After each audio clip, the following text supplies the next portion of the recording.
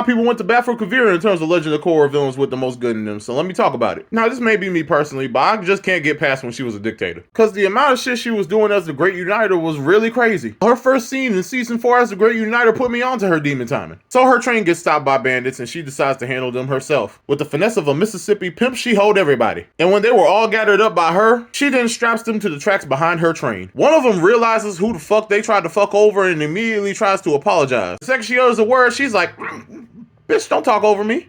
As I was saying, all y'all ain't shit, but luckily for you today, this is actually a good thing. I'm giving you all the chance to join my army. You will be fed, clothed, and also get the shower you desperately need because you all smell musty as hell. And if you don't want to join me, that's fine. I'll just leave your ass strapped to these tracks. Hopefully someone will save your ass before the next train comes through. They joined her immediately, and I can't blame them because the other option was death and or starvation. And I know you might say, well, they were bandits. It's not like they were good people. All right, fine. How about swiftly afterwards when the whole state was getting ransacked by bandits? And unless the governor of that state submitted to Kuvira and signed the papers which gave her rights to take their ore, she would let those bandits have their way with the place and let the people starve. Keep in mind, when Kuvira usually takes over a place after she leaves, she puts the people through slave labor. And if you didn't fall in line, you got taken to a re-education camp, which is a place that essentially brainwashes you to her cause. And after announcing that the deal went through, she made the governor bow down to her in front of his people. She was supposed to give the Earth Nation she ruthlessly revived and kept in line back to the monarchy, of which I'd question too, because this is the great nephew of the Earth Queen from season 3 that was kidnapping the airbenders and turning them into soldiers. She didn't even say, hey yo, let the people decide this shit for themselves. She said, fuck it, I'm gonna do my own thing. And announced to the world that the Earth Kingdom was no more and that is now an Earth Empire, that she will lead into prosperity herself. And then pulled the Magneto saying, if you even come to the border or try to stop me in any way, you will get fucked up. This was all in 3 episodes, by the way, and only 2 of them had her in them. She pulled up to her adopted hometown with an army to take it over. That was completely independent from the Earth Nation. Second, she found out the spirit vines could be used as a deadly weapon that could put a hole in everything, including a piece of that mountain range in the background right there. She threatened Varric into weaponizing the spirit vines by hanging him over the train tracks while the train was still moving at full speed. Then when that weapon is made, she strapped that bitch to a mech and planned to use it on Republic City. Kuvira planned on taking the United Republic since it was made on Earth Kingdom land. She also lied by saying it was stolen, even though Aang and Zuko negotiated for that land from the Earth King. And when she used that bitch, she was not taking no damn prisoners. And to top it all off, she had one of Toph's grandsons as a fiance. Let's just ignore the fact that he's also her adoptive brother. That don't mean shit in this situation. When I tell you this motherfucker was down bad and loyal, he took off with her when she first took off from Zaofu. Dude was 100% down to take his own home by force by her side and had completely severed ties with his fucking family to serve her. He was actually very capable and partially responsible for a lot of technological advancements. Hell, he's actually the reason that cannon got finished for her. How she showed her love and loyalty to that, it's actually a beautiful story. Second, he got snatched up by Team Avatar and wouldn't tell him shit. She gets him on the line and he tells her exactly what the fuck happened to him and finds out he's with the Avatar. She mutes herself and goes like, hey yo, find out where the fuck that shit coming from. Meanwhile, dude pouring his heart out to her on the phone. Look, baby, we already have what we need. We got the Earth Empire back at home. Let's just go home and then we can just go there and get married. Because it doesn't matter how big our empire is as long as we have each other. Yo, I found out where they at.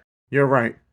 This entire republic is not worth giving up each other. And that's when, with slight regret, with little hesitation, she lines that bitch up for their location. Hey, yo, I thought you said she was playing nice. She about to line that bitch up and shoot her ass. She wouldn't.